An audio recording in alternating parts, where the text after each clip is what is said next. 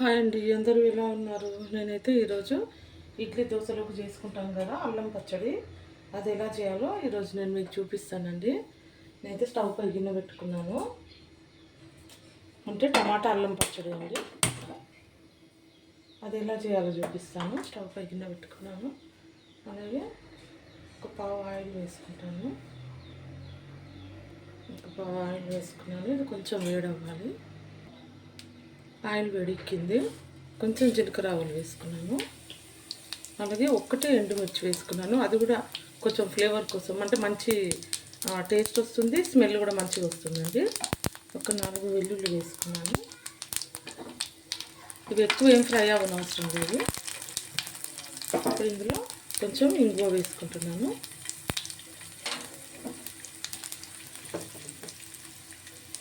అలాగే ఇదిగోండి ఒక 4 టమాటాలు కట్ చేసి పెట్టుకున్నాను. ఈ టమాటాలు వేసేసుకున్నాను. చూడండి, టమాటాలు అయితే వేసేసుకున్నాను. ఇవన్నీ ఒకసారి కలిపేసుకున్నాం. ఇవి కొంచెం ఒక 5 మినిట్స్ ఉడకాలండి.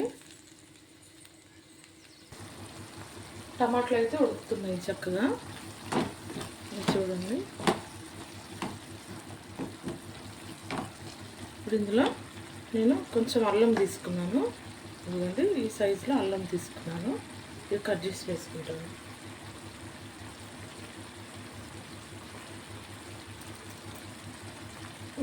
అల్లం వేసుకున్నాను. నేను ఇంకా ఉప్పు వేసుకోలేదు, ఉప్పు వేస్తాను. ఒక స్పూన్ వేసుకుని కొంచెం వేసుకుంటాను. ఇవి కొంచెం ఇంకా మెత్తబడాలి టమాటాలు.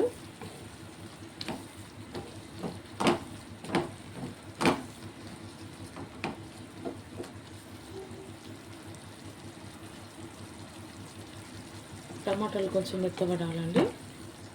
ఇంకా కొంచెంసేపు ఉడికించుకుందాం. టమాటాలు అయితే ఉడుకుతున్నాయండి. ఇప్పుడు ఇందులో నేను కారం వేసుకుంటున్నాను. ఆల్రెడీ అల్లం వేసుకున్నాను, అందుకోసమే కొంచెం, అంటే ఒక స్పూన్ మొత్తం వేసుకున్నాను కారం.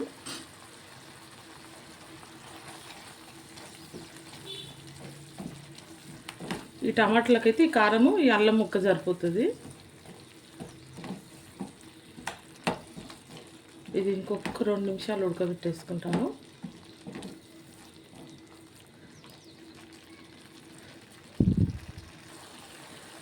చూడండి, టమాటాలు అయితే చక్కగా ఉడికిపోయినాయండి. చూడండి, ఆయిల్ అంతా పైకి వచ్చేస్తుంది.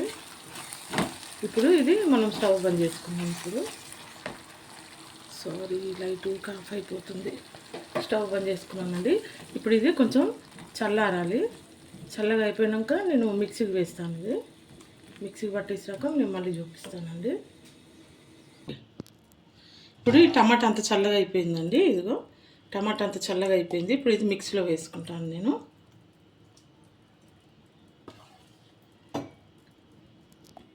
చూడండి, చట్నీ అయితే మొత్తం మెత్తగా పేస్ట్ చేసేసుకున్నాను. ఇప్పుడు ఇది గిన్నెలో వేసేసుకుంటాను అంతా. ఇప్పుడు ఇదంతా ఒక గిన్నెలో వేసుకున్నాను. ఇప్పుడు కొంచెం పోపు పెట్టేసుకుందాం.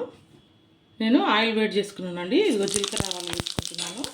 అలాగే ఒక ఎండుమిర్చి వేసుకుంటున్నాను. కొంచెం కరివేపాకు వేసుకుంటున్నాను.